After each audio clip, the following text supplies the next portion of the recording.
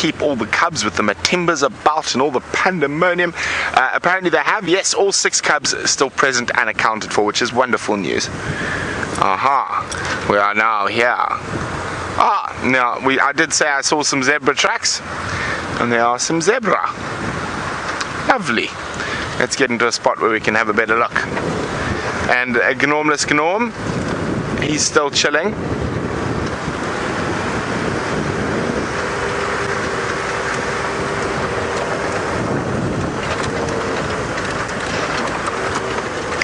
Hi, Tanis is wondering, did I find out what the elephants were screaming at the end of drive last night?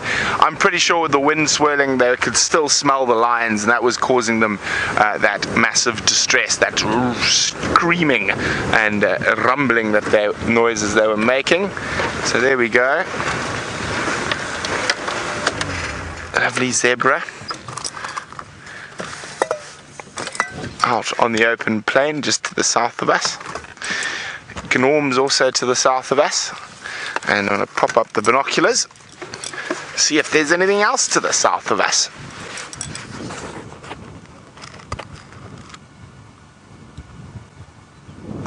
So, there were 1, 2, 3, 4, 5, 6, 7 zebra and 1 wildebeest. Where are these lions and leopards you were talking about? I always get that poker hand, do you? No, you've always got, there we go, you don't get that poker hand. I think that would be a royal flush, 2 leopards and 5 lions. I think we got to deal with 1 pair at the moment. Play the hand you dealt, Fem, play the hand you dealt. Now it's quite nice to see zebras again. I feel like I haven't seen zebras in a really long time. And of course a lot of the animals will be moving around, especially with all the rain at the moment, and depending on where the rain has fallen, it depends on where the animals might end up.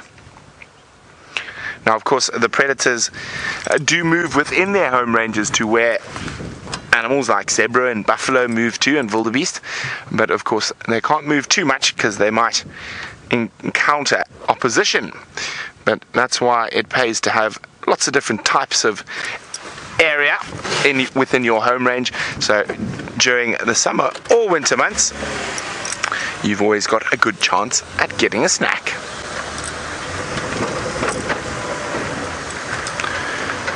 Jeremiah was wondering what type of zebra those were. Those are Burchell's or plains zebra.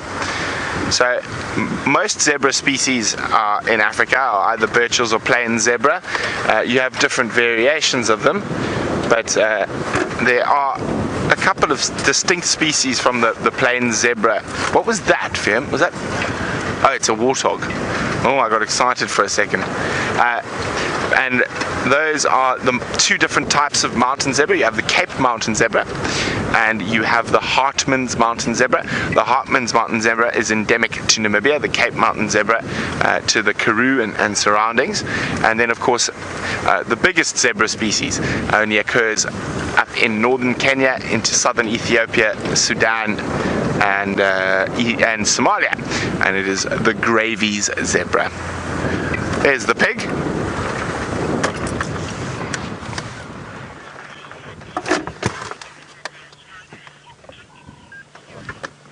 Hello, piggy. Looks like a shy pig. Been wallowing in the mud. Now dashing across the plains. I love the way they run, little stiff leg run. Now, Siren is wondering, are zebra less predated? Heron, sorry about that, is wondering whether zebra are less preyed upon because they can kick and they're bigger, or less preyed upon than impala specifically. Well, heron, the main reason they're less preyed upon than impala because generally there's just a lot more impala about.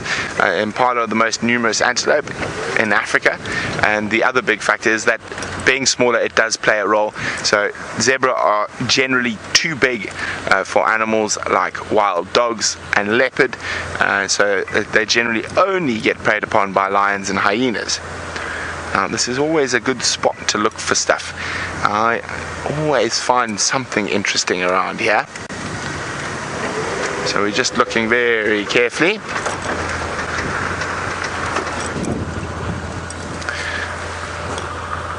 No, false alarm.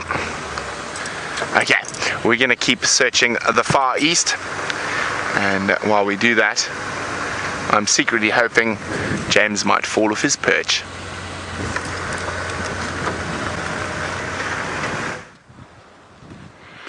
That's very sweet and kind of Brent, isn't it, to secretly hope that I would fall off my perch. Now, I haven't climbed this tree just simply because I like climbing trees. Well, I mean, that was obviously one of the reasons I climbed this tree. But the main reason was for these fruits. This is an Nkuhuma tree, the brown ivory tree, and I was sent scuttling up here by Herbert, who, well, he doesn't like to climb trees as much as I do, so he said, go up there and get some fruit. So I picked one or two. He said, no. He said, take them all, put them in your pockets, because he says he's sick and tired of eating marula fruits. And Jean-Ray then said to him, how can you be sick of eating marula fruits? They're so delicious. And I pointed out, of course, that Herbert has been eating marula fruits since he was about 2 years old, and probably just before. So I think it's fair enough that he's a little bit sick and tired of them. But you can see these delicious little orange fruits, and I'd love to be able to pick enough to give you all one. And of course there are plenty of them in this tree for you. And well, maybe one day I'll be able to hand you the fruit of the great Nkuhuma tree.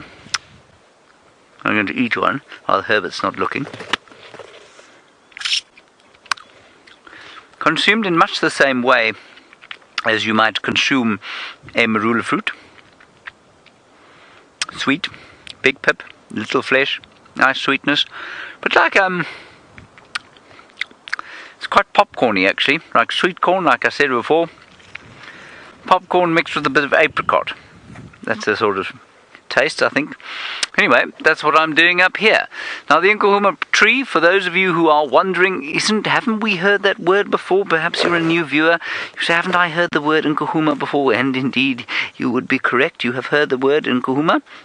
It is, of course, used to describe the Nkuhuma pride, which is on Arathusa at the moment, and hopefully we'll have them back here tomorrow. And they were named after one of these trees. Why on earth they chose to sit under one of these trees when they were named is anyone's guess, but I think it's quite a good name. I'm just going to denude this particular branch of the fruits, and then I'm going to come down.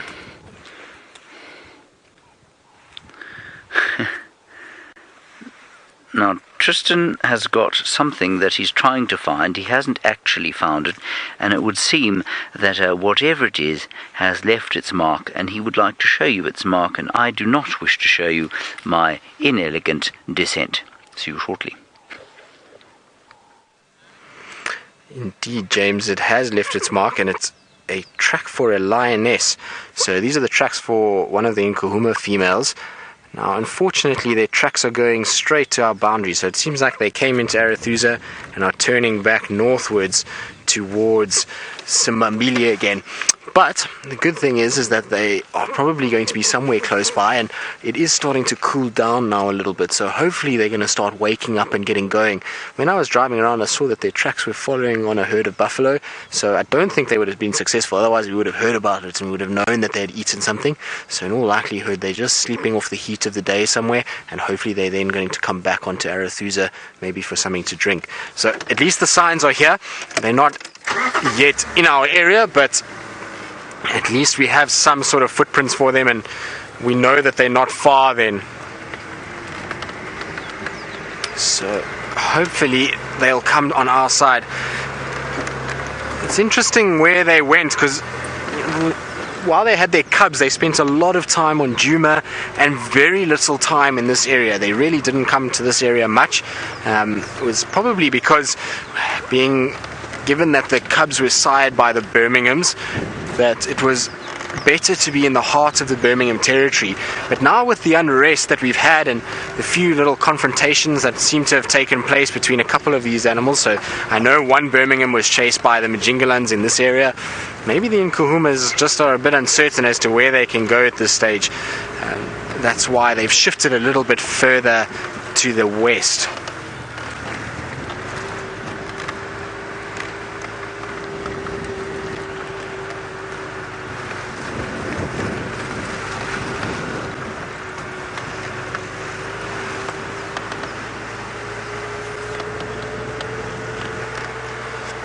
So Laura, as far as I know, there are still 4 Birmingham boys. They haven't been seen together. I know the 3 were seen last night and they have been kind of split up, but with the Birminghams it's always so hard. They kind of spend a lot of time away from one another, and you see them popping up in the most random places together. Now I know about a week ago we had 3 of them and Mfumo was missing, whereas last night Mfumo was there with them. So I think all 4 are still okay. I haven't heard anything about them fighting with other males or having any sort of scraps, and so I don't think that they have had that altercation. And in terms of Mfumo's eye and why he's got that big cut, I know I saw a photo the other day of the 2 Birminghams fighting, and it looked like him fighting with one of his brothers. So I think that happened with a brother rather than them clashing with other males. The Matimbas, when they had their little altercation, was way down in the south, and I believe that was with the Matsapiri males. So it's just that the Birminghams have not had any real altercation that I know of. They could have had something in Manyeleti. It does happen sometimes where they'll go into reserves outside of our area and we don't hear about these incidents, but I doubt it. As far as I know, it was inflicted by one of the brothers or one of the coalition members. Yeah, so we have a really pretty skyline at the moment. So look at those clouds and the beautiful light coming through them. It really is quite a spectacular setting. There's these fingers of light that are just filtering through the clouds down onto the horizon, and then you've got these wispy clouds right on the top. So Debbie, if with these lions returning and the hyenas being around again, you're wondering whether or not the hyenas will stay if the lions stay here. Now, in all likelihood, if the lions spend extended periods of time here, then the hyenas might get up and go again. The Nkuhumas, when the hyenas left, the Nkuhumas were really based at Djuma every single day. There was hardly a day that went past without them leaving. So I would imagine if the Nkuhumas or the Birminghams come and spend time like they did, and particularly the Birminghams, because hyenas are more afraid of male lions than anything else. So if the Birminghams come and spend a lot of time on Djuma again, then in all likelihood we'll see the hyenas moving off.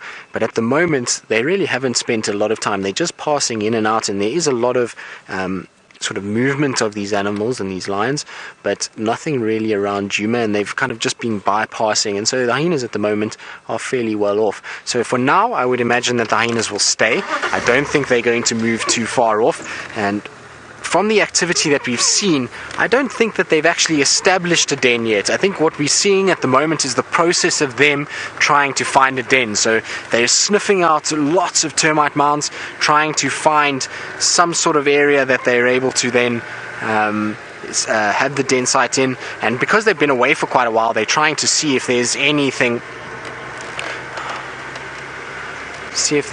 around.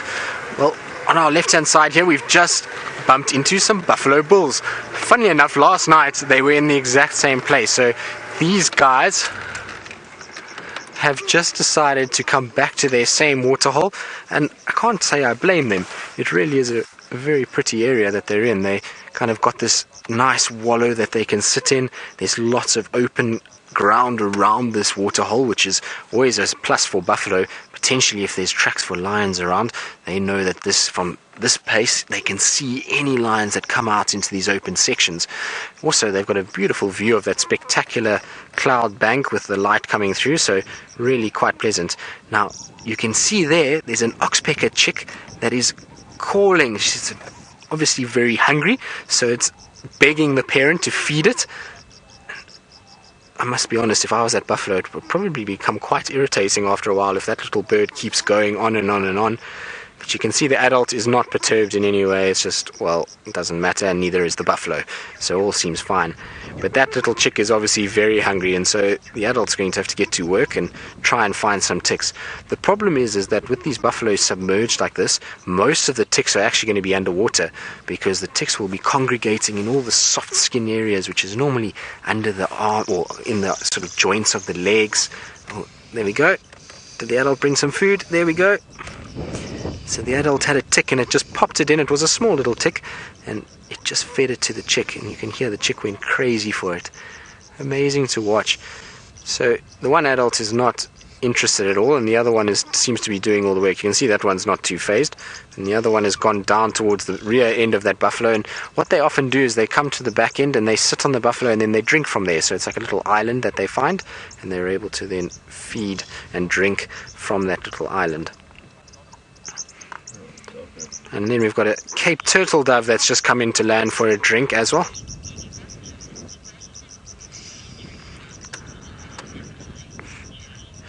So Jilly, I know the buffalo have been quite scarce in recent weeks. We haven't seen nearly as many as what we were seeing in the winter months, and that's not really uncommon for this area. We often see this as the rains have fallen, so there's been growth of grass, and that's meant that a lot of buffalo have come together in those areas where there's really favorable grass. So like in areas like the Manyaleti, there's really good growth of very nutritious species like Panicum, Eragrostis. So there's really good grasses there for the buffalo to eat. So those small little groups of buffalo that we were seeing in the winter time have all come together and formed a much larger group now.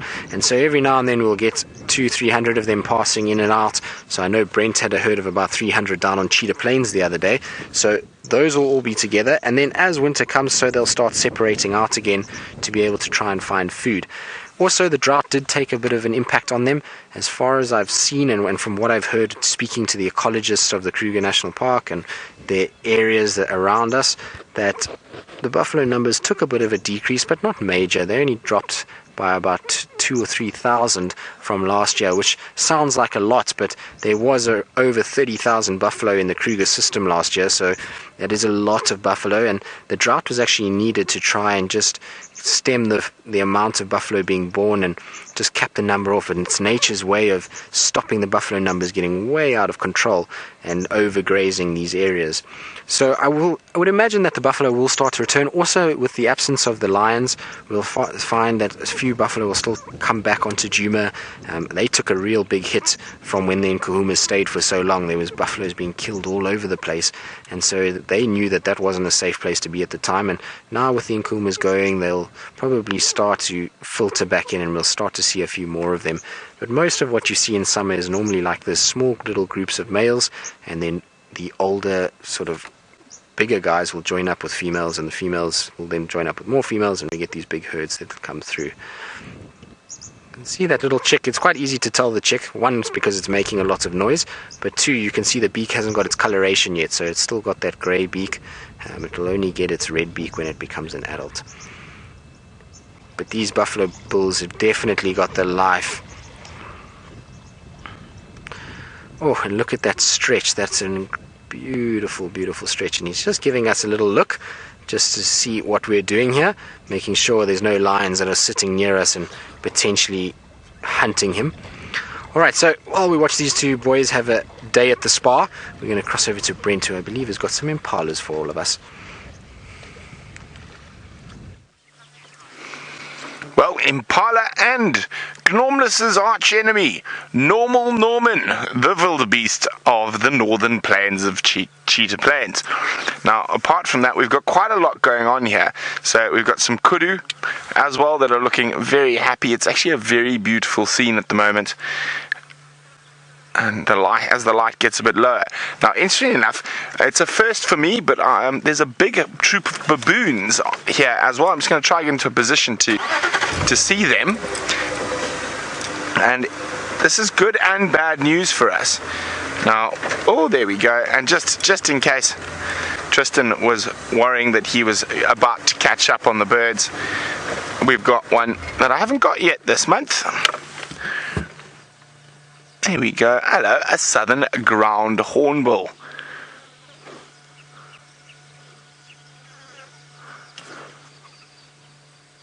Now, although it's so lovely having all these animals around us, there's some bad news slightly. What is that kudu looking at, Vim? Vim, look at that kudu. It's got that predator stare on it. Sort of trying to work out whether it's, I think it might have seen the ground hornbill, but it keeps looking behind us. So just behind us, as I said, the bad news about all these wonderful animals out here in the open is that we've been tracking Quarantine for quite a while now, for about 800-900 meters, and his last footprints are just up here. So I don't know whether he's gone towards the Kruger, but that Kudu kept looking. I'm just going to have a quick look in some of the marula trees. We all know how Mr. Q likes to chill in a tree. Now, the further we follow his tracks north, the more nervous I become, of course, because we are heading towards the end of our traverse area. So his last track was here.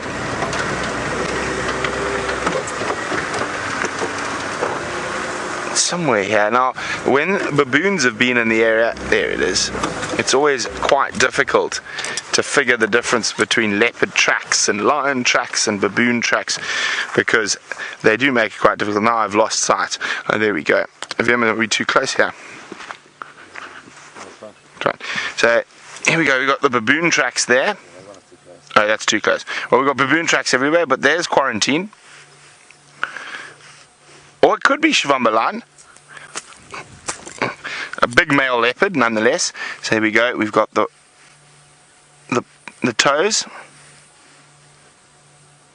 and then there we go. And he's heading directly down towards where all those animals were. So he could be lying in wait in ambush. But we've got so many good sets of eyes here. I mean, we've got Impala, we've got Kudu, and we've got baboons. So we're going to keep going in that direction, but that's the last track. I think he might have even gone into the Kruger. That's not very nice of you, Mr. Quarantine. I was sort of hoping he's going to be sitting atop a termitaria, waiting to be able to take on. Let me just check those trees there quickly out.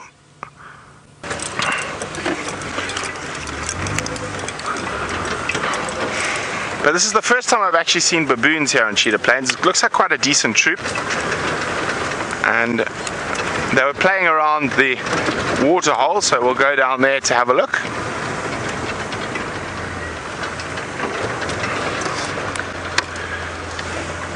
But this Kudu keeps confusing me.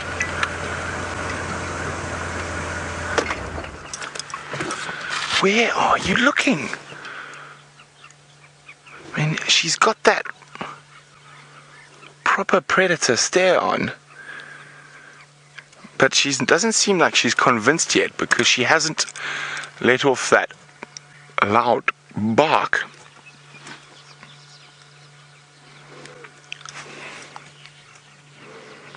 Look at her ears cockeye while she's listening to different things at once. Nah. Okay, well, we're not going to be far, so if she does start that loud alarm bark, we'll be very close by. Now, it is possible that Quarantine could be lying up in this little line of trees here. His last track was around there. It looked like it went that way. I just want to have a quick look here.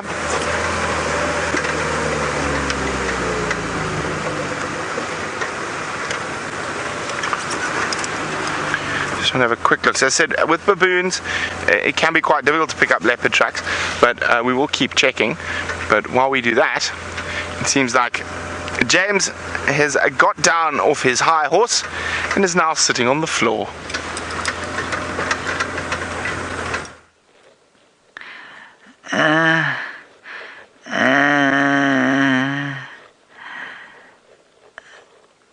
I fell out of the tree. Like Brent hoped that I would. It's his fault I fell out of the tree. I didn't really. Obviously I didn't fall out of the tree. Don't be ridiculous. I would never fall out of a tree. Pfft. Unless it broke, of course. I'm sitting like this because I couldn't find anything of particular note to show you, and I thought this grass is so very pretty, especially when backlit like that. It looks like a field of wheat somewhere, that I thought I would sit amongst it for you, so that you might see and experience the joy that I am experiencing being out here. Angeli, absolutely correct. It has turned this colour, Angela B, on account of the lack of moisture. There has not been a lot of rain. I think we're probably about 2/3 of the... Maybe not even quite that. Maybe about... I'm going to say about half of the rain that would be expected in a normal season.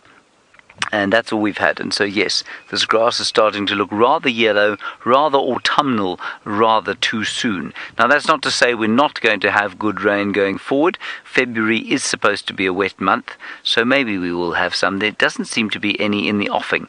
It was promised for next week, but that's... it was a robber fly. But... what was I saying? Oh, yes. But, of course, the further in... anything past basically 5 minutes, it becomes a total guess as far as the weather out here is concerned. Here it is. Come here. Oh. There's a robber fly that I think is eating aphids off these Digitaria stalks. Let me just hold this one still and see if it comes back while I answer the question from... you stop me if I go wrong here. Impeached pumpkinhead, is that correct? Impeached pumpkinhead? Could that have a veiled reference to someone in reality? Impeached pumpkinhead, you want to know if I think the deforestation of the Congo rainforest has made any difference out here climatically. Look, I suppose it's possible. We don't actually know how much of the Congo rainforest and that central basin forest has been cleared, largely, I might say, by Western logging companies. And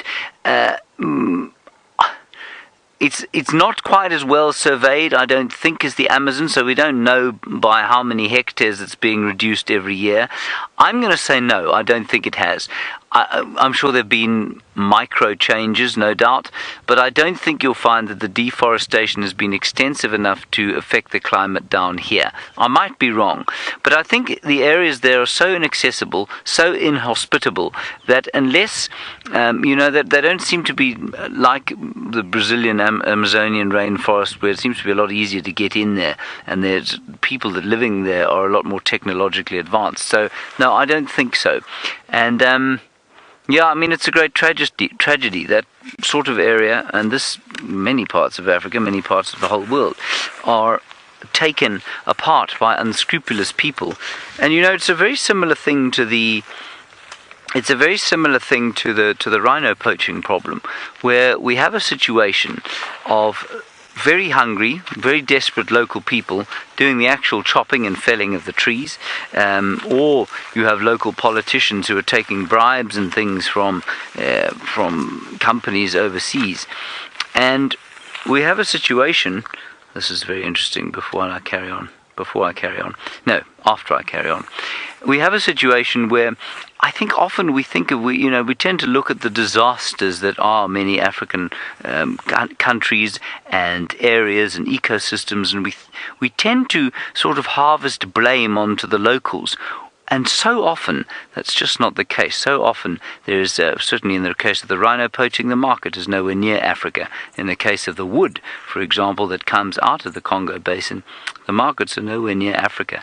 No one in Africa is using those great big trees. Yes, people used to cut them down to make canoes and that sort of thing, but it's such a negligible proportion of them that it's almost not worth talking about. It's only once we start getting into useful commercial furniture and that sort of thing that we have a problem.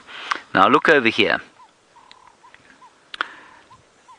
This is a cocoon, and I believe it to be the cocoon of the dancing acria, which is the caterpillar that we have found and that I am desperately trying to keep alive on my WildEarthTV plants back in the camp. And I think that's what we have here. I think that is the dancing acria's cocoon, and perhaps my caterpillars will too make one like that. Somebody Alpha, what was it? Rebecca? Project Alpha. You're interested in the status of this grass and whether it's any good to eat when it goes brown like this. The browner it gets, the less good it is to eat, but of course the animals out here have evolved to deal with that. So they put on weight, in theory. Careful, Jean, there's a fairly small log that you just fell over. They tend to put on weight during the summer months when everything's nice and green and delicious, and then they eke out a living through the winter months, and hopefully they've put on sufficient weight to get to the point where the next rainy season starts, the grass turns green again, and they can start the cycle again. And as Tristan was talking about earlier, of course, the drought made a huge difference to the buffalo out here. Very poor rains last year, no sort of flush of great green grass, and that meant, of course, that we had a situation that by the time we went into winter, the animals were looking okay, but they didn't have the same reserves. So by the time we came out of winter, we had really a dire situation for many buffalo. Some of the rhino, in fact, dropped dead. Tristan was telling me of an incident where one just got too thirsty and too hungry and died. So yes, enough. At the back end of a good rainy season, this will be sufficient forage for the animals out here. At the back end of a poor rainy season, no, this can be fairly disastrous for animals out here. So watch your head there, Henri. Right, we're heading towards Treehouse Dam, and while we do that, I believe that Tristan has got something taking a swim, but it might be a zombie.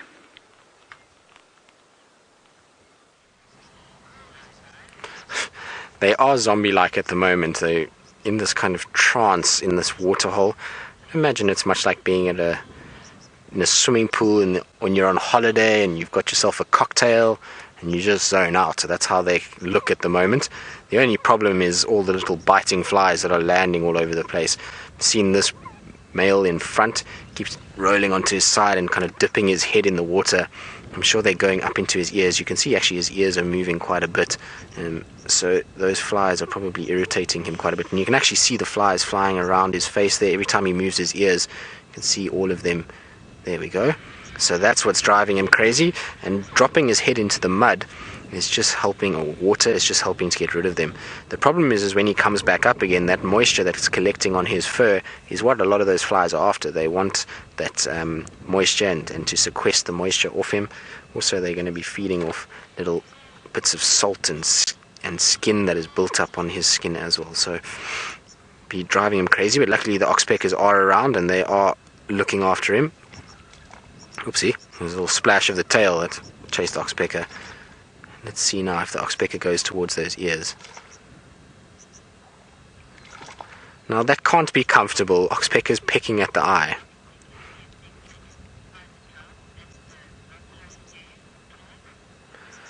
So, Kath, the oxpeckers, funnily enough, were not affected by the drought as nearly as much as the buffalo, because funnily enough, when the buffalo got weakened, the amount of parasites on them was far more. So I actually inspected a dead buffalo that had died in the morning, and we went off to game drive to go and look at it, and it was absolutely crawling with parasites. So there was ticks, they looked like little mites on it, and so the oxpeckers actually had quite a lot of food on these buffalo.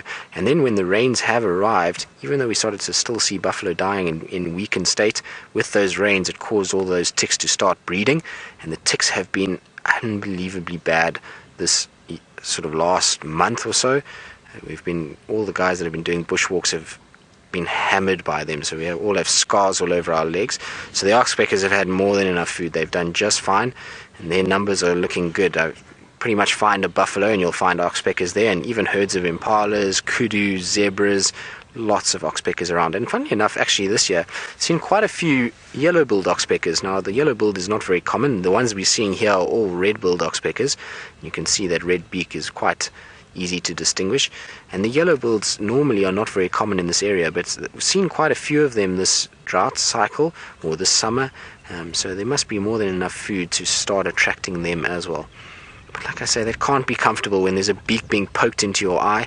I suppose it serves a purpose and it does a good job in keeping all those parasites away and keeping all the flies away from your eyes, but it does look very uncomfortable.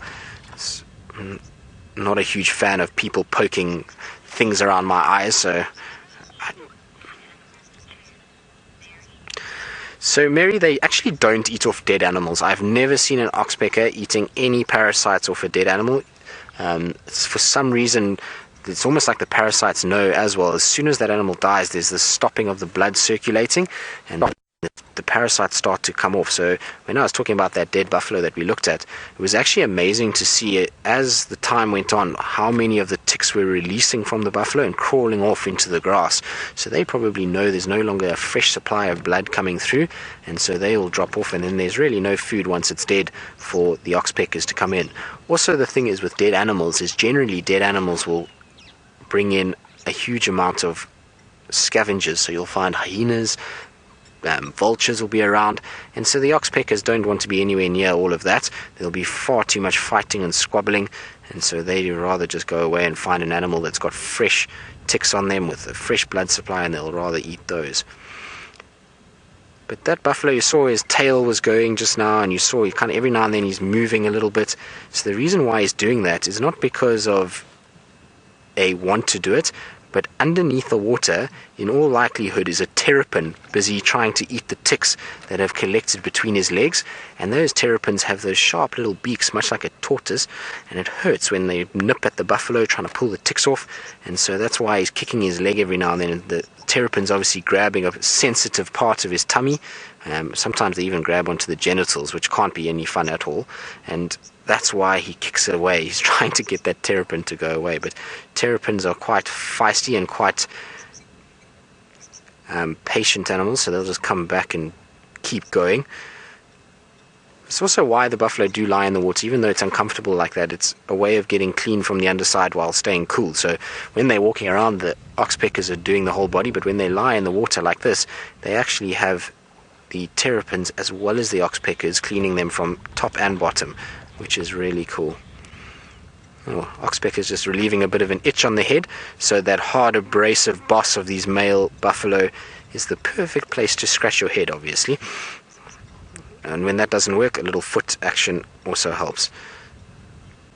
Amazing. The buffalo, of course, is not feeling any of that. That structure on top of its head is so hard, there's no sensory cells in that whatsoever, so it won't be feeling this bird rubbing up on it. So it won't be too fussed. You can actually see it's not worried about it at all.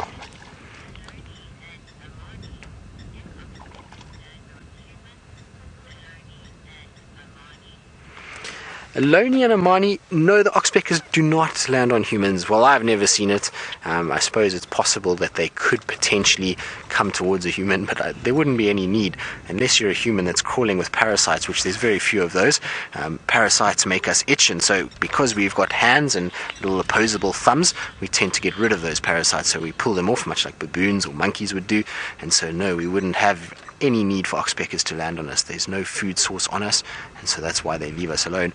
I suppose if we spent time in the bush and kind of never spent time in any sort of civilization and we just lived off the bush, then potentially we could get parasites enough to be able to sustain an oxpecker, but generally we're not tolerant of things landing on us. So if an oxpecker did land on you and start pecking at you, you would probably try and brush it off.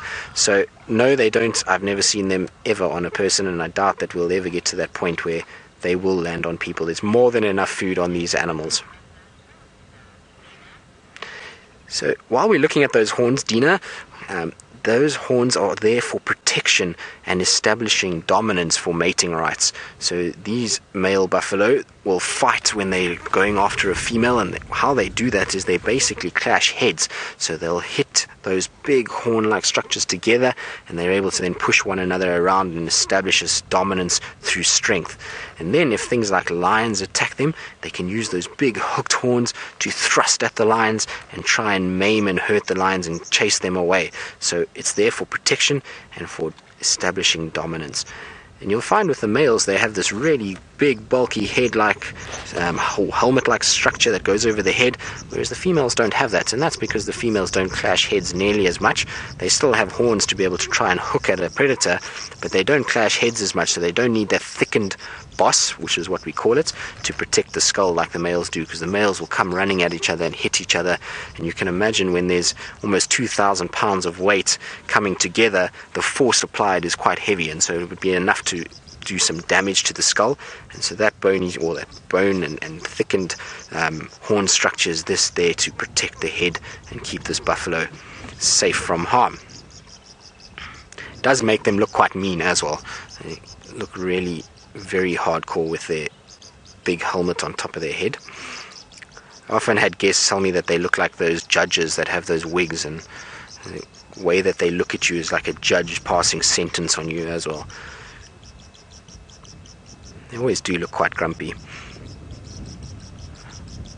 And I'm surprised they're looking grumpy, and like I say, it's the perfect place to be during today. It's been so warm. If I was a buffalo, I would definitely be in a wallow like this. The only problem is that the lions, the tracks that we saw earlier, are not far from here, so they're going to need to be a little bit careful tonight. Hopefully those lions don't come this way for their sake, and they should be okay. Alright, so we're probably going to leave these buffalo and let them carry on with their day at the spa and let them carry on wallowing. While we do that, we're going to go back to Brent, who I believe is still bumbling around Cheetah Plains, looking for any signs of any of the cats that we get that side. Now, look how beautiful it is out here. We are busy trying to find Quarantine. I think he's gone into Kruger. The last tracks were heading this way. But we've got some right in the distance there. There's some giraffe far, far away, inside or in Kruger on the Nkoro boundary. So we're just going to keep checking carefully around here. I was hoping Quarantine might be lying up on the edge of that tree line, watching the Impala and baboons and Kudu. Now, on another note, and another reason why I'm driving on this boundary, is that I actually saw fresh pangolin tracks here the other morning, and this is the spot where we saw the pangolin. Now I actually think I might come down here early one morning, because if the pangolin regularly uses the same route and it comes through in the early morning when there's still a lot of dew, we'll actually be able to see where it went and maybe even find it.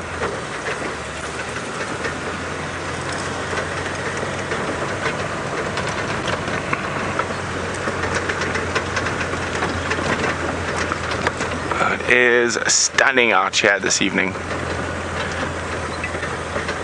So this is the pangolin spot.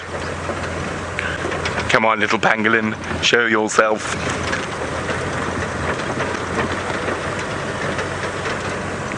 We spotted him just over here.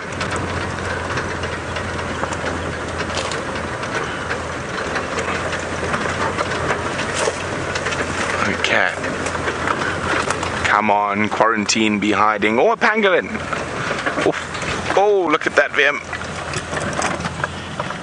Finally, it's my first ones on camera this year. I've seen one really ugly looking bedraggled one, but there's some in beautiful colour. First ones of me for the year, Carmine Bee Eaters, or first ones on camera. And definitely another one for the bird list. Beautiful birds. Hawking over the grassland. Now, of course, they do eat bees, hence they have the name bee eaters, but they do eat a lot of different species of insects, or flying insects in particular. That's why they like to perch quite conspicuously out in the open and fly about trying to catch them.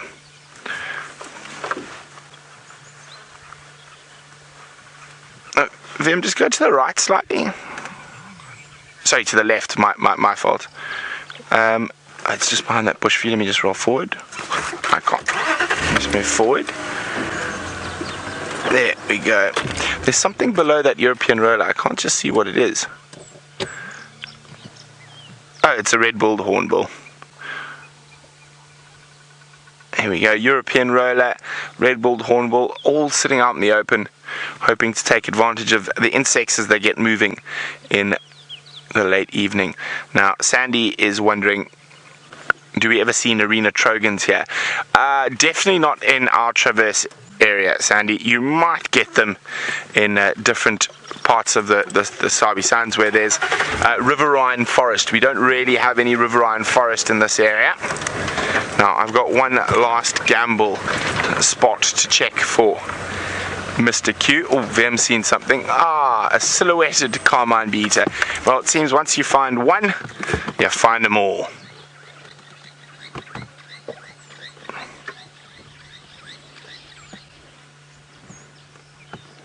Bit of a higher perch than the last one.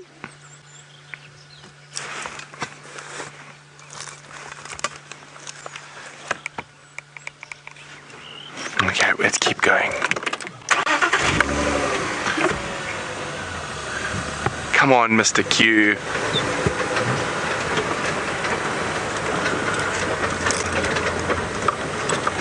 So, as I just mentioned, Sandy, that Narina trogons only occur in riverine forests or forested areas, and we don't have any of that in this part of the Sabi Sands. They're possibly along the Sand River and the Sabi River in this area. Now, let's see if we can see any leopard tracks on the boundary. So this is the spot where I saw those pangolin tracks a couple of days ago.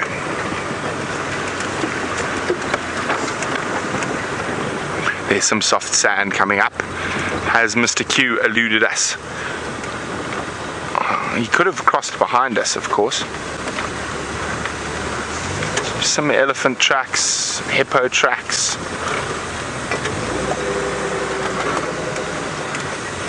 So I've got one little last section along this little drainage line here. Hopefully he's hiding about there.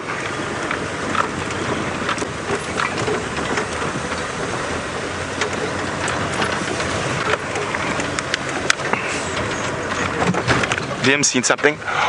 Oh, that's not good. That's not good at all, but well spotted, Vim. That is a real big threat out here. That's a domestic cat. Now, where has this thing come from? That was a ginger domestic cat. Not something you see. That's very bad. I will report it through to the Sabi Sands. It looks like it's actually trying to hunt the starlings. They might have a nest here, so I might just give it a chasing. Let's hope Mr. Quarantine catches it. Now, for half a second I thought it might be an albino wildcat, but it wasn't. Oh, there it is. You see it, Vim? It's very much a ginger domestic cat. And it is, I think the starlings have a nest here that it's trying to hunt. I'm just trying to think where this thing, how on earth it got this far into the reserve.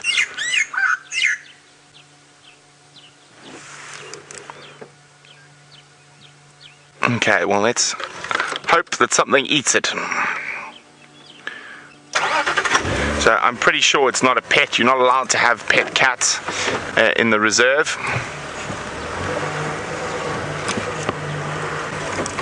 Oh dearie, dearie, dearie me. I'm going to have to report that to the Sabi Sands.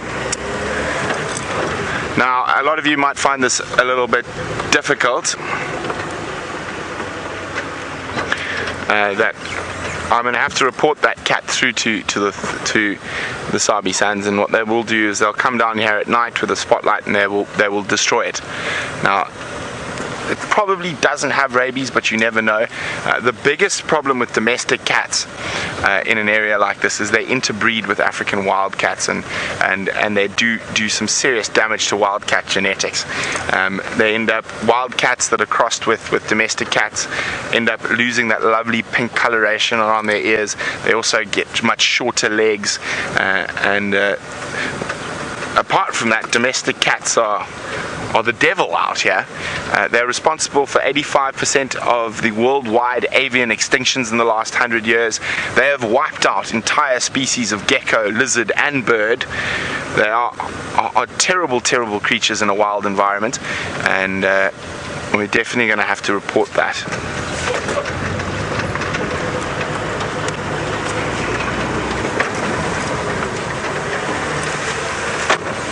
So, no sign of Mr. Q. I think he must have gone into Kruger. We're going to have a quick check through the centre of Cheetah Plains. Oh, there we go, a bit closer to us this time. Don't fly, don't fly. There we go. Two very pretty birds. Well, one's flown away, but a European roller and the Carmine Bee Eater.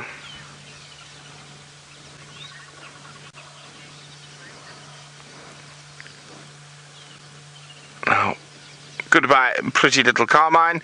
We're going to go back to the not so pretty James Henry, who's still marching about.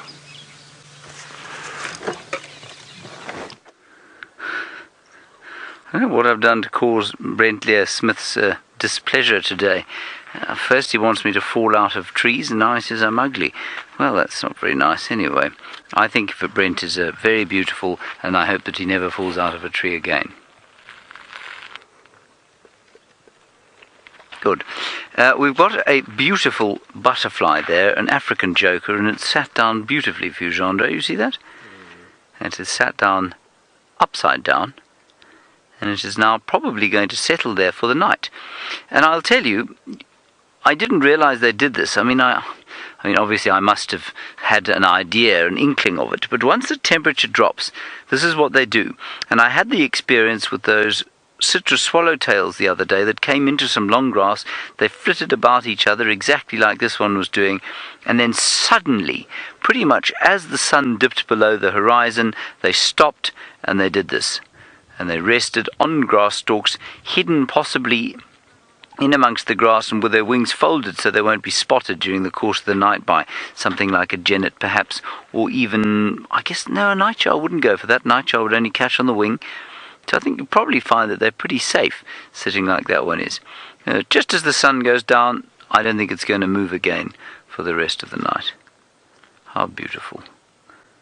It does make you wonder, there's so much life and abundance around here in every little patch of bush. Every time I think about taking a bushwalk in winter, I get nervous. Because, of course, there just isn't the same abundance of life and different discovery to be made. I'm sorry about that domestic cat as well. Really rather a difficult situation, frankly. Difficult to know what else to do with it other than destroy it. I suppose they might try and catch it, but then what, Anyway, hopefully they will sort that problem out. It really is a problem for the African wildcat, as Brent was saying, I'm sure. Their genetic, what do I want to say? Their genetic, purity, it's not the word purity. No, not thoroughbred. Anyway, purity will do. Their genetic purity has been severely threatened by domestic cats. Of course, all domestic cats come from the African wildcat, originally domesticated by the Egyptians up in North Africa. But the genetic integrity of the species, that is Felis libica, is really at threat because of Felis domesticus, which is, of course, the domestic cat. Now, let us look over here. I showed you yesterday Heteropogon contortus, and I showed you how the spears of Heteropogon contortus form a seed, and what I didn't have was the seed. There's the actual seed on the end. Can you see it there, Jean-Andre? And what it does when it gets wet, of course, is it spins like this and drills its way down into the ground. And this one is ready to seed now. This one is waiting for some rain so that these will fall off, will be thrown to the wind, of course, and then land on the ground and drill themselves up so that a new Heteropogon contortus might be born. Now, while we're walking along here, something to think about. We have had a massive number of marula fruits. I picked probably 100 nkuhuma fruits from just that one piece of that one tree. Every single one of the seeds on this grass plant here could potentially produce another panicum grass plant. Every single one of these seeds could produce another heteropogon plant. And all around us, countless eggs, countless caterpillars, countless fruits are being consumed, and probably less than a tenth of 1% of most of those things will actually ever make it to adulthood to breed themselves. Isn't that amazing? Seems like a bit of a waste, but I guess that's just how it goes out here. Now, Tristan, of course, is on Arathusa, and he's got something that likes to eat rotting flesh that sits in a tree. I bet you can't guess what it is.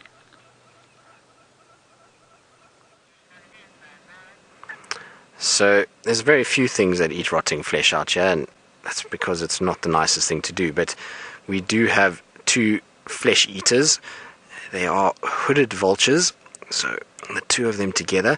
Now these guys are fairly common at big carcasses, but very seldom you find them just sitting in the trees like this. So quite a nice find. Now the nkuhuma tracks are all over this area, and we are right on the boundary. So this is where they crossed north and back into Simbambili.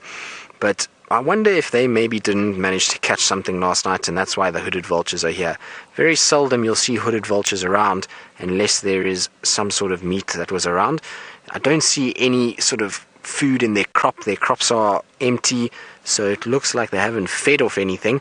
But maybe they've seen the lions around this area and they were just looking to see if the lions had food, and they've now landed to roost for the evening. It's getting to that time of the day where all the birds are finding an area to rest and to spend the evening. And you can see the hooded vulture just by its small beak. It's so distinctive even from far away. That little narrow slender beak that it has is very diagnostic. And the reason why it has such a small beak is because these little hooded vultures are the ones that come in and eat last. So when there is a carcass and all the other vultures come down, they have those big thick beaks, and so they are able to open the carcass and take off all the big chunks. But there's still lots of meat that is left between all the little nooks and crannies and in between the bones. And so these guys with their tiny little beak can come in, and even though they get bullied because they're a little bit smaller, there's still a food source for them. So they wait for everybody else to finish and to be saturated full of meat, and then they come in and they eat all those little bits in between. And so they can really clean up the carcass. And when the bones look absolutely white and polished, it's because these guys have spent a bit of time there and cleaned them up. But the sky behind them is incredible. Those colors are amazing. We're starting to get that belt of Venus, which is those purples going into blues, and that's quite an iconic picture. The vultures in a dead tree with the setting sun behind them. Really very, very, very pretty. So, like I say, unfortunately the Nkuhumas are nowhere to be seen at this stage. I was hoping that now it's gotten cooler that they would be out and about, but unfortunately not. They seem to be still sleeping north of us. I did speak to one of the other rangers and said to me that they're still lying flat. They're not showing any signs of movement at this stage. But the good thing is that they're right in the corner of Simbambili at the moment, and so I would imagine that they are going to push more towards Djuma, given that the Majingalans are not far away either. If they start to vocalize tonight, the Nkuhumas will hear that, and with the cubs, they know that those are not the Birminghams, and they then should shift away from that, and so that would hopefully be back east and into Djuma. So there is still hope.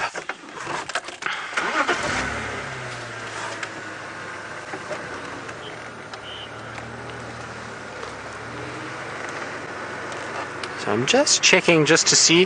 I know that these Nkuhumas were left open, so there was nobody around, and it's possible that they could have gotten up while nobody's been there and moved again. So I'm just looking very carefully just to see if there's any sign of them coming back this way. Hopefully it's going to happen. It would be an incredible stroke of luck if they did. You know, sometimes with lions it's funny. You see lots of vultures here as well. So there's definitely probably a probability that these Nkuhumas managed to get something last night, or maybe early hours of this morning. And that's why these are all these vultures. You can see those are slightly different vultures. Those are the white-backed vultures. You can see the size of their beak is much, much larger than what you saw on the hooded vulture.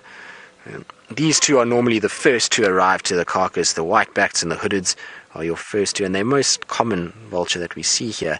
We do get another three species actually, that we see on carcasses, but generally they only arrive at really big carcasses. So when you see the leopard-faced and the white-headed, it's normally at big things like hippos or elephants that have died, and when the meat is still quite fresh. And the other one that we do see here is the Cape vulture, which looks exactly like this white-backed, but it has a honey-colored eye. It doesn't have the dark eye that the white-backed has. But none of them have got full crops, so whatever was here was eaten by something else other than them. They definitely didn't get any of it, unfortunately, for these birds. Like I say, sometimes what you will find is when the lions are around, they tend to fly over the lions to see what's going on, and then they land and it attracts other vultures, and you end up with a system where there's a whole bunch of vultures together. So that could be why they're here. But I would imagine in all likelihood that the Nkuhumas maybe killed something small.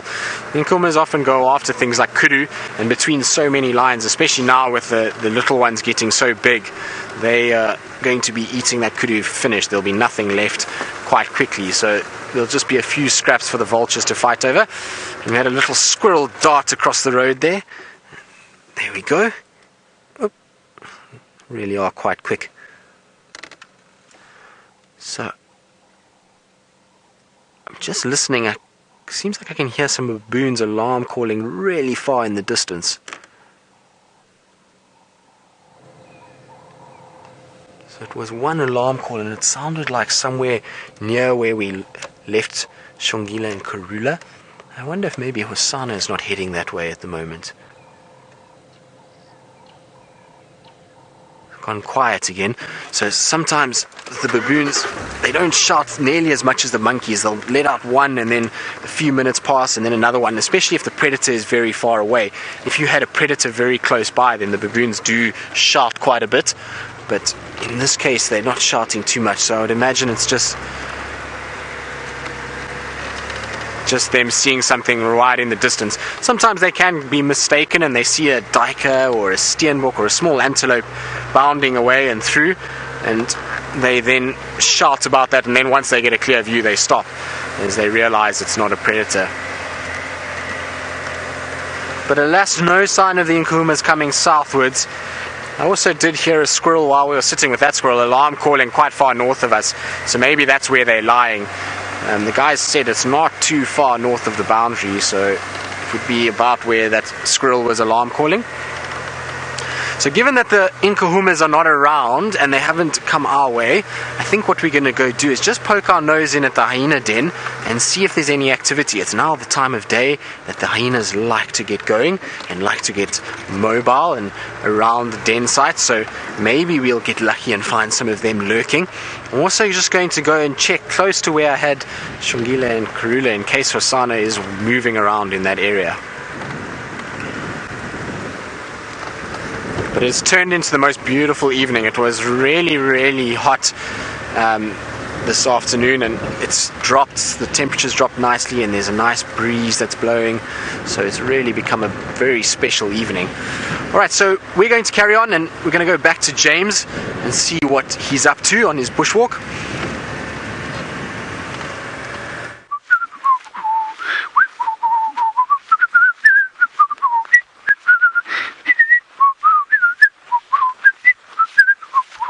I fancied myself as being the drum major in front of a very large pipe band at one stage of my life, but I suppose at 40 it's probably a little bit old.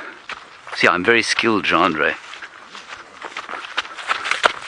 Right, we're going to say goodbye to you, but before we say goodbye to you, we must tell you, of course, that this is the very last opportunity for you to buy your t-shirt, bedecked, printed with the royal family, Karula, Hosanna and Shongile, as drawn and interpreted by our great and fearless commander, Graham Wallington. So you can buy a t-shirt there. Otherwise, you can download the high-resolution image for the price of your choice, 50 US cents all the way up to $1 million you can pay. Just depends on what you want. You can frame that and you can put it on placemats around your table perhaps. You could make a calendar of it. Of course it would be a bit of a boring calendar, but you could do anything you liked with it. You could make wallpaper out of it if you wanted to. You could probably have it printed on toilet paper. I bet you could. I wouldn't suggest you do that. Anyway, this is your very last opportunity to do this, and you do that by going to royalbirthday.wildearth.tv, and you can then buy yourself a t-shirt or download the high-resolution image for printing on the medium of your choice. Like I say, it could be a canvas, it might be a placemat, it might be your wallpaper. Who knows? So this is the very last opportunity for you to do that.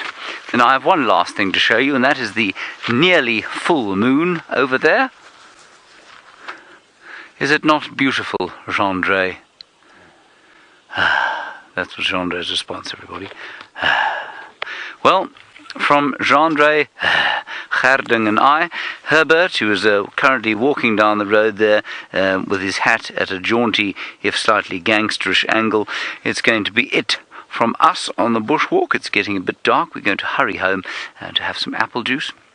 While we do that, of course, well, you're going to be having another half hour or so of wonderful driving around the spectacular wilderness. Until tomorrow, goodbye from me.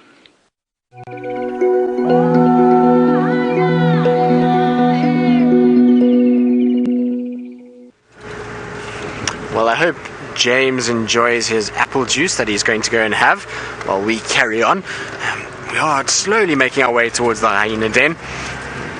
Just got a bit distracted with the moon. I believe James showed it to you. It's looking incredible tonight. It's really almost full. I think tomorrow night is full moon. Tomorrow night, Dave? I think so. I think tomorrow night is full moon. So it promises to be a spectacular moonrise tomorrow. If we get clear conditions, it'll come up as that sun is setting and we should get some really beautiful color on that. So tomorrow it will be worth looking out for. We just drove under a marula tree and there's so many marulas on the ground, it sounds like we were going over those bumps that you get on the road sometimes. I think they call them rumple humps, and it's quite a funny name. I always think if you swap the letters you get humble rumps, which is quite funny.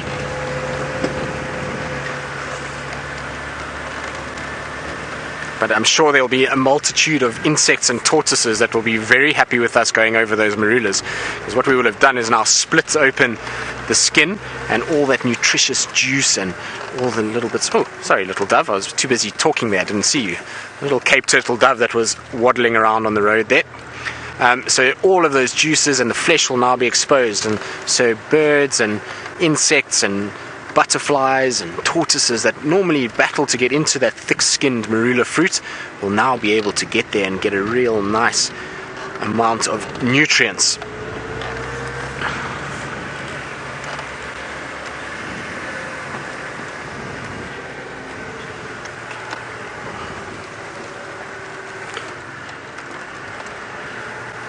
So I'm just scanning around, looking, as now's the time to look in all the trees. So, Jilly, a false marula tree looks very similar to a marula. It's not quite the same thing, but it does look quite similar. I'm actually looking for one for you as we're going. It has a slightly different bark, but they do look really very similar, and that's why it's gotten its name. I haven't seen any just yet, but I'll keep looking out for them. They're quite a pretty tree.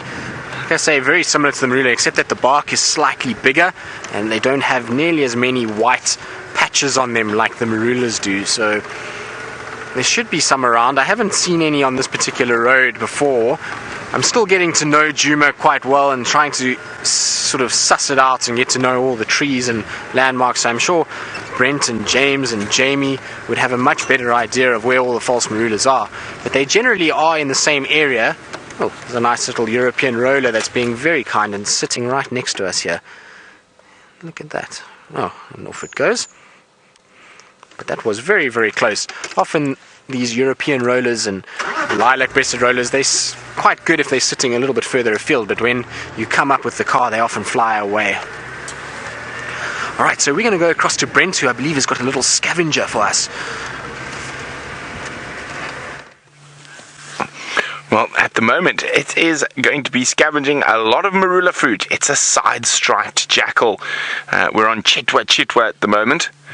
And, oh, it's getting ready to move along as it gets cooler.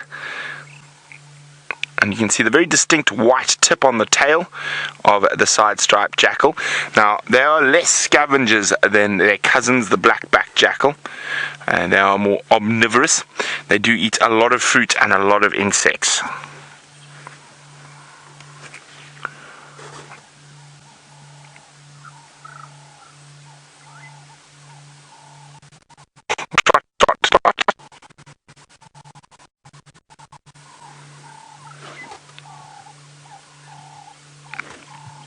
Okay, we are heading towards the Chitwa Dam, see what's happening there.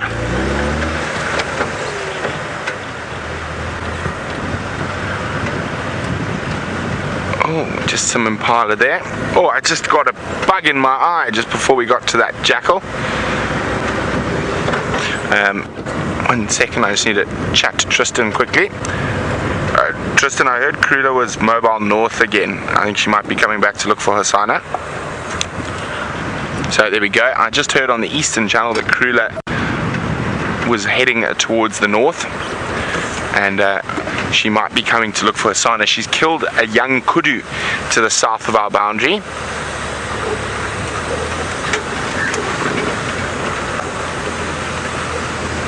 Hello, Impalalas. Well, we want to try get down to the Chitwa Dam as fast as possible. See what's going on there. Oh, it looks like we might have an Impala dance off, a bit of playing. Let's just have a quick look. Now, sometimes when the little ones take off, it's lots of fun.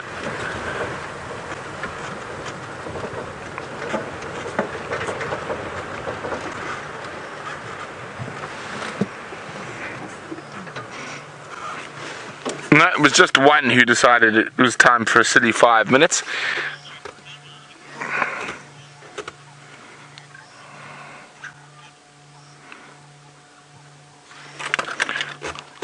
Now, Debbie in Arizona would like to know, do I notice more activity in the animals when it's a full moon? I wouldn't say so. I think the only thing is you find certain crepuscular species might be active a little bit later into the evening, such as wild dog and cheetah. They might hunt when there's a full moon, but it's actually a bit of a tough time for a lot of the predators, because a full moon increases the impala, the inyala, the buffalo, that increases their capacity to see at night. So I wouldn't say there's more activity, maybe even, I would say just about the same, except that the prey species have a little bit easier when the moon is bright. Now, I haven't heard where Mr. Tingana is, so he likes this area here. But as I say that, Viam says he spotted some leopard tracks. Let's just double check.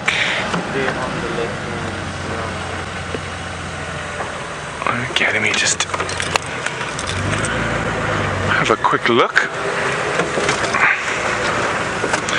It is indeed the baboons. Now, baboon tracks are very easy when you're moving quite quickly to confuse with predator tracks. Now, we've got to go through a little dip to get down to the Arathusa, the Chitwa waterhole, to see if we can get there before, and hopefully catch the hippos coming out of the water. And while we do that, let's go back to Tristan and see what he's been up to. So we're just in the area where we had Karula crossing south earlier this afternoon with Shongile. Now, we did have those baboons alarm calling, and we've kind of rushed down here quickly to have a look, and Brent said he had a report that Karula was coming back north again, so I wonder if she's not coming to get Hosana. So I'm just checking to see if I can maybe pick up on her, or see if maybe Hosana is around. It is getting a little bit dark to see tracks on the road, but hopefully we'll catch her walking on the road. I'm just going to retrace the way that she walked with Shongile and see if that's going to help, and see if we'll pop out in the same place. So trying to just looping around towards Treehouse. So there is a kudu here on our left. Now I just want to have a look to see. It seems to be staring in our direction. It is quiet at the moment, so it's not barking, but it is having an intent look around. This is exactly where Shongile and Karula went south this afternoon, so we're in the exact same place. There's a termite mound that was on my right hand side here. That is exactly where Shongile was standing when we left her and when she went south. So just through there, I can just see it through that gap there. So that is where Shongile was last seen, going off that mound going south. So we're in exactly the same place that we had Karula. So we're going to carry on down this road and just see if maybe we can pick up tracks. This road is not really easy to pick up tracks because it's quite overgrown and quite hard. It doesn't get utilized that much. But coming up a little bit further ahead, it gets a little bit softer, and we should then be able to see tracks quite nicely. But it would be really nice to just see Hosana with Karula. Funnily enough, since I've been here, I haven't seen Karula and Hosanna together once. They have been spending a lot of time together. I just haven't managed to catch them. And I've only actually had one sighting of Hosanna since I've been with Safari Live. So it'd be nice to catch up with him and see him and get a really good sighting of him. And I'm sure if she has come back and left Shongile that side, that there is a carcass that side. She wouldn't just come back and fetch Hosanna just for the sake of it and leave Shongile there. Also, Shongile is quite clever. She won't come back with mom if there's food. It allows her a chance to feed before her bigger brother comes along, because Hosanna is a little glutton. I've seen him feeding off carcasses. The other day they had a baby Impala and Hosanna ate the entire thing by himself. Karula and Shongile got absolutely nothing. So hopefully, I just want to check here on the road on this junction to see if there's any sign of the tracks coming back. Don't see anything yet, just their tracks from when they went that way. But like I say, it is quite dark and dingy, so not easy to see tracks at the moment. Just checking all these little mud wallows that we have here as well. Those are good places, especially if a leopard's been walking, that they might just stop and have a little drink, like what we saw when we were following them earlier, when they just went to Treehouse and they had a little drink before they started walking. So it's possible that she may have done the same. I haven't heard any baboons alarm calling again or any other animals, but what I'll do is when I get to Treehouse, I'm just going to turn off for a bit and just have a listen. If she is mobile, then sometimes you'll pick up some sort of audio of birds or squirrels or impalas, kudu, the baboons. Lots of tracks on the road from when they walked. I'm just trying to see if I can see any tracks of them going back. It does look like she did come back, and indeed there are tracks of her going back towards Treehouse Dam. So maybe she's going to be here. They are on top of our tracks from this afternoon, so they're very fresh. The problem is Hosanna wasn't at Treehouse Dam, so they could have gone from there further, but let's have a look.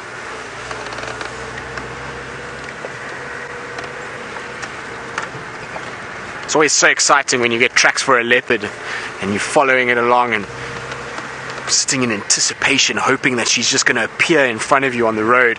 It's a sense of excitement that is quite difficult to explain. So we're just coming up towards Treehouse Pan now, and this would be where I hoped she would be. And hopefully if she has gone off the road, that she does start to call like she was doing earlier this afternoon. That'll just help us a little bit.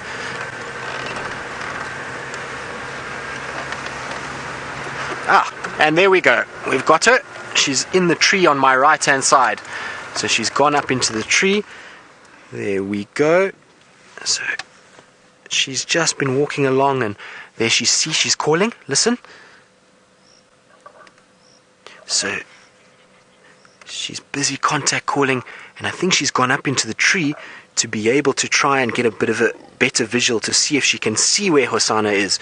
She's calling a lot, and if he doesn't respond to those grunts that you hear now, she'll start calling like she did at the beginning of the show, which will be a full-blooded call.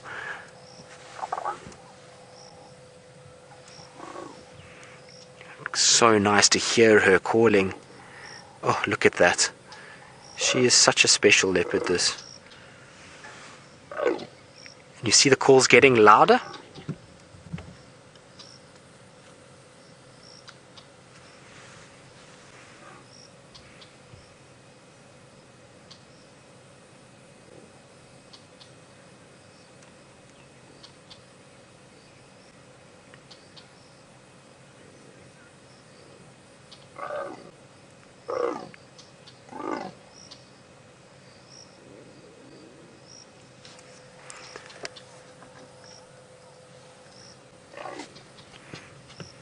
So there's that chuffing sound we were talking about earlier, more nasal sound, and you can see her call is getting more louder and louder. She was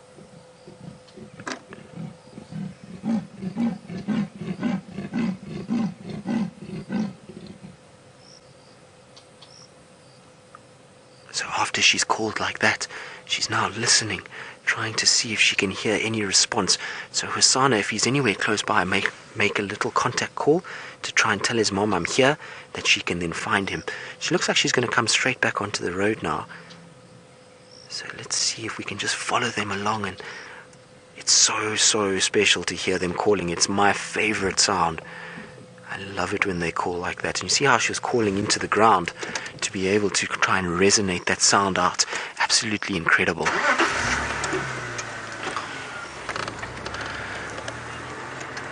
Alright, so we're going to follow her for a little bit and see where she takes us. And while we do that, I believe Brent has got a beautiful reflection of the moon in the water.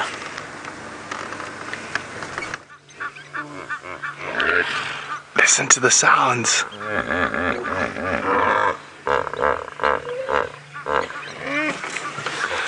Oh, isn't that awesome? All the hippos waking up, getting ready to head out on their nocturnal flurries. Now, the mom and the little baby are quite close to the edge over there, but it is getting quite dark. You just see the little baby's head pop up every now and then. Unfortunately, I think the hippos are only going to get out of the water after dark.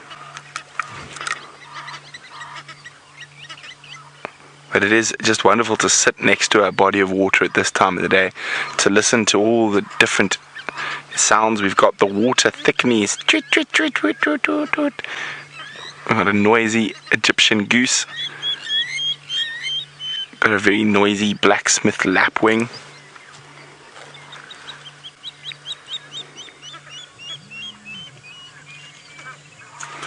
A very pleasant spot to sit for a while. You can see lots of Inyala in front of the lodge.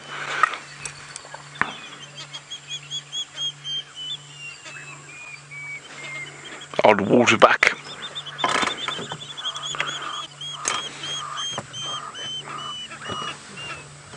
Look at that, what we got there. Hello, hippos. I'll say they're probably going to get out of the water in about half an hour or so. Oh, there's some displaying going.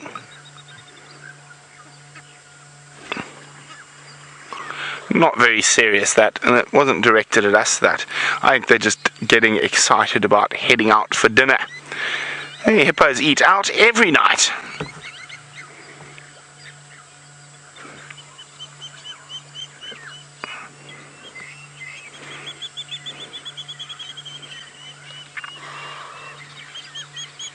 Look at how pretty that is in front of the Inyala, with the swimming with the moonlight reflecting.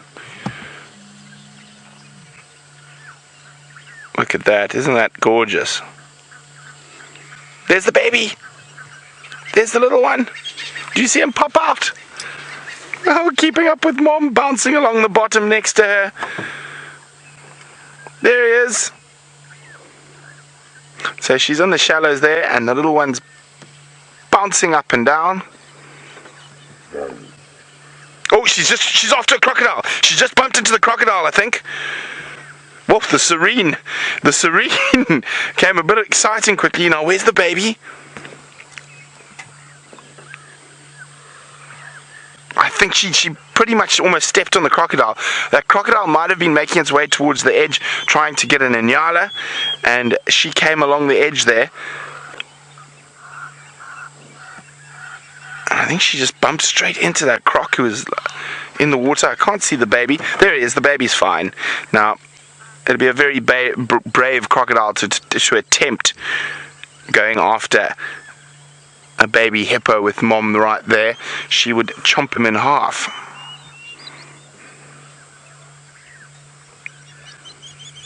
And you can see how quickly she reacted. Well done, Mom.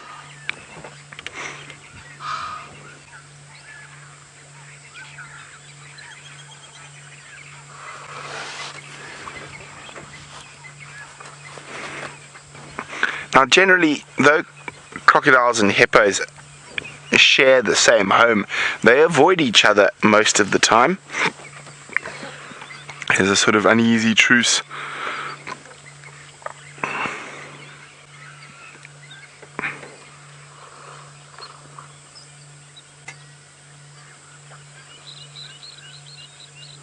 I think the baby's on the other side of her at the moment.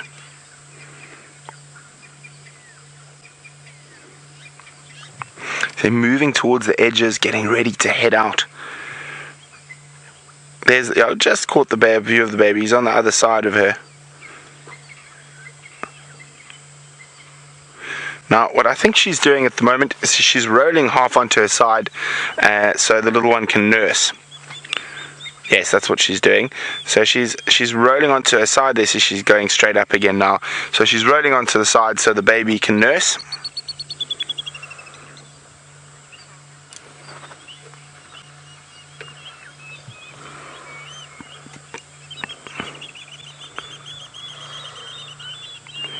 It is absolutely gorgeous with that moon at the moment. There we go, you can see Chitwa's lights are on, waiting for the guests to come back from their fantastic game drives.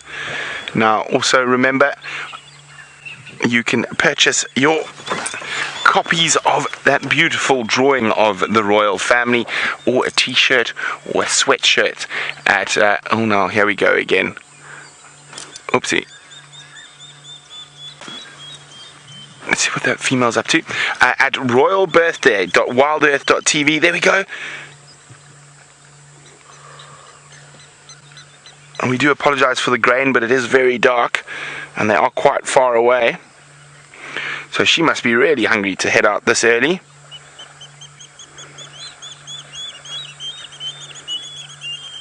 Look at how small it is.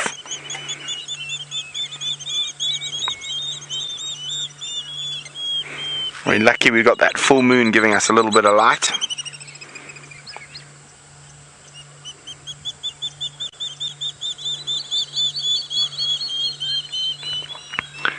Start maintaining the hippo lawns.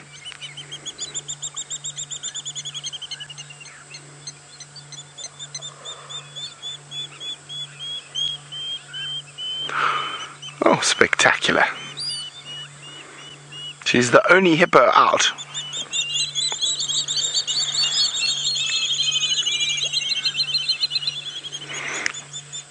Okay, well, we're going to leave the hippos to maintain their lawns.